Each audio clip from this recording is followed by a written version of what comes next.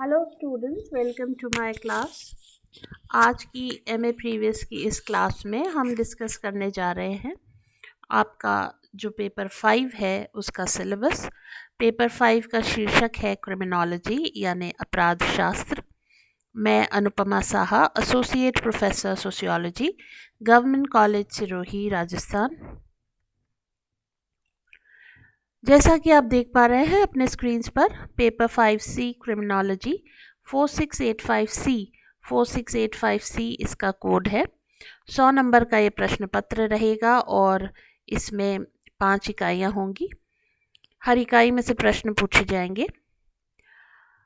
तो हम एक एक करके सभी इकाइयों का सिलेबस देखेंगे। सबसे पहले इकाई 1, conceptual approaches to crime, legal, behavioural and sociological. तो जो अपराध है उसको लेकर के जो अलग अलग संबोधात्मक उपागम हैं, हम उनकी चर्चा करेंगे। सबसे पहले तो क्राइम को समझने का जो लीगल पर्सपेक्टिव है, ये लीगल उपागम है, अर्थात जो विधिक अप्रोच है, विधिक उपागम। बिहेवियरल यानी व्यवहार परख जो अप्रोच है, एंड सोशियोलॉजिकल यानी समाज शास्त्रीय अप्रोच, समाज शास्त्रीय उपागम। टाइप्स ऑफ क्राइम अर्थात अपराध के प्रकार। Economic, violent and white collar.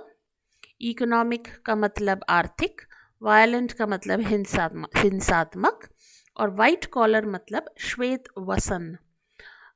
इसे हम सफ़ेद पोश अपराध भी कहते हैं। तो ये 3 प्रकार हमें देखने हैं।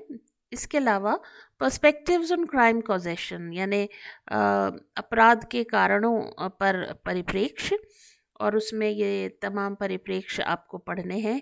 क्लासिकल यानी शास्त्रीय, पॉजिटिविस्ट यानी प्रत्यक्षवादी, साइकोलॉजिकल यानी मनोवैज्ञानिक, सोशियोलॉजिकल यानी समाजशास्त्रीय, मार्क्सियन यानी मार्क्सवादी, और जियोग्राफिकल मतलब भौगोलिक। तो ये जो अलग अलग परिप्रेक्ष्य हैं क्राइम के कारणों को समझने के, उनका हमें अध्ययन करना है। और अंत में concept and types of divines यानी विचलन की अवधारणा और उसके प्रकार। विचलन का मतलब जो समाज द्वारा स्वीकृत व्यवहार है उनके विरुद्ध या उनसे अलग, उनके इतर व्यवहार करना, वो कहलाता है डिवाइंस। तो डिवाइंस अर्थात विचलन की अवधारणा और उसके विभिन्न प्रकार। फिर इकाई बी के अंतर्गत हम देखेंगे changing profile of crime and criminals यानी अपराध और अपराधियों का बदलता स्वरूप। इसके अंदर आपको पढ़ना है ऑर्गेनाइज्ड क्राइम्स यानी संगठित अपराध, crimes against women and children महिलाओं और बच्चों के विरुद्ध अपराध, साइबर क्राइम्स यानी साइबर अपराध, और करप्शन यानी भ्रष्टाचार। तो इन सब के संदर्भ में अपराध और अपराधियों का बदलता स्वरूप ये हमें देखना है।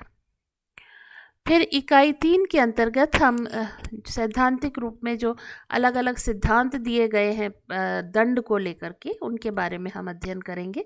थियरीज ऑफ पनिशमेंट यानी दंड के सिद्धांत, रेट्रीब्यूटिव यानी प्रतिशोधात्मक। तो दंड का जो उद्देश्य यहाँ पर होता है वो होता है प्रतिशोधात्मक, यानी प्रतिशोध लेने के लिए, बदला लेने के लिए दंड दिया जाए। दूसरा है डेटरेंट। डेटरेंट यानी कोई भय दिखा करके जब हम किसी काम को रोकते हैं, तो रोकथामवादी जो सिद्धांत हैं उनको हम देखेंगे। तीसरा प्रिवेंटिव यानी निवारक, और एंड रिफॉर्मेटिव यानी सुधारात्मक। तो इस तरह से 4 सिद्धांत हमें पनिशमेंट के, दंड के देखने हैं। इसके अलावा कलेक्टिव क्राइम जो होता है, जो समूह में किया जाता है, सामूहिक अपराध, और इसके अंदर हम देखेंगे सबसे पहले गैंग, उसके बाद टेररिज्म यानी आतंकवाद, और कम्युनल राइट्स यानी सांप्रदायिक दंगे। तो ये अलग अलग तरह के सामूहिक अपराध होते हैं जिनके बारे में आपको पढ़ना है। फिर इकाई 4 के अंदर हमें पढ़ना है प्रिजन यानी कारागृह, कारागार या कारागृह। इसमें हमें कॉन्सेप्ट यानी जो कारागृह की अवधारणा है, एम्स इसके जो मुख्य उद्देश्य हैं, history of prison in India यानी भारत में कारागृह का इतिहास, प्रिजन रिफॉर्म्स यानी कारागार में सुधार, self image model of socialization within prison walls अर्थात स्वछवि प्रतिमान जो होता है, समाजीकरण का स्व छवि प्रतिमान कारागृह की दीवारों के भीतर। तो यह जो एक तरह का मॉडल है सोशलाइजेशन का, समाजीकरण का, उसको हमें देखना है।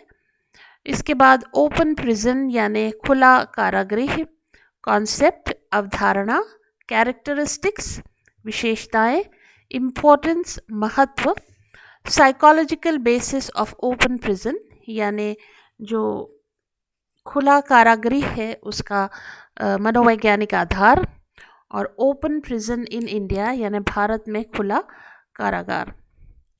फिर इकाई 5 के अंदर आपको सुधार से जुड़े हुए या अपराध निदान से जुड़े हुए जो विषय हैं उनकी चर्चा करनी है।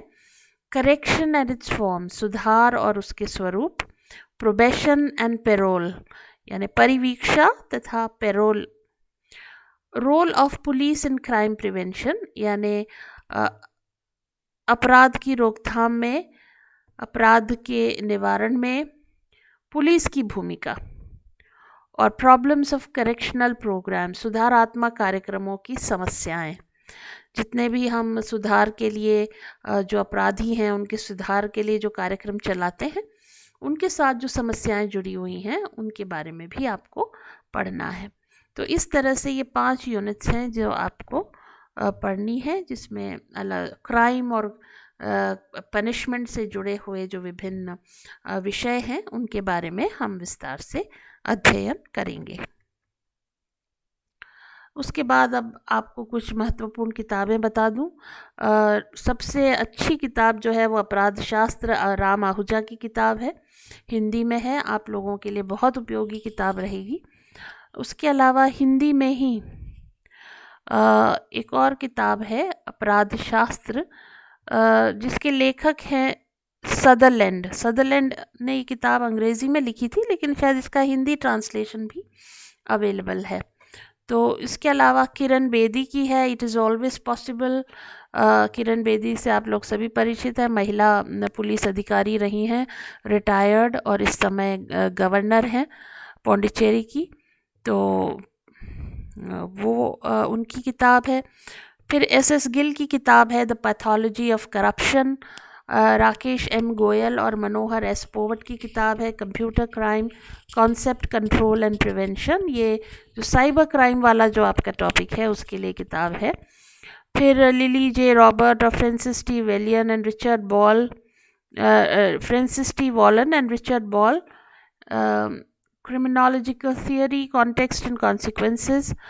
फिर इसी तरह से ये सारी किताबें आप देख पा रहे हैं आपके स्क्रीन्स पर, तो आप इन किताबों को देख सकते हैं। इसके अलावा लाइब्रेरी में भी बहुत सारी किताबें हैं, आप उनको भी कंसल्ट कर सकते हैं। जो भी किताब आपको समझ में आए आप ले सकते हैं, लेकिन राम आहूजा की जो किताब है अपराध शास्त्र पर हिंदी में, वो एक बहुत अच्छी किताब है। इसके अलावा सदरलैंड तो जाने माने अपराध शास्त्री हैं ही, तो उनकी किताब भी आप देख सकते हैं और अच्छी किताब है और ज़रूर देखनी चाहिए आपको। तो इस तरह से ये आपका सिलेबस है। तो मैंने आपके सिलेबस के 5 पेपर्स के बारे में आप लोगों को जानकारी दे दी है, और अब आने वाले वीडियोस में हम आपका अध्ययन प्रारंभ करेंगे। मैं आपको जो आपका सेकंड पेपर है क्लासिकल सोशियोलॉजिकल ट्रेडिशन, शास्त्रीय समाज शास्त्रीय परंपरा, उसके बारे में आपका जो अध्यापन है वो प्रारंभ करूंगी। तब तक आप सभी को बहुत बहुत धन्यवाद।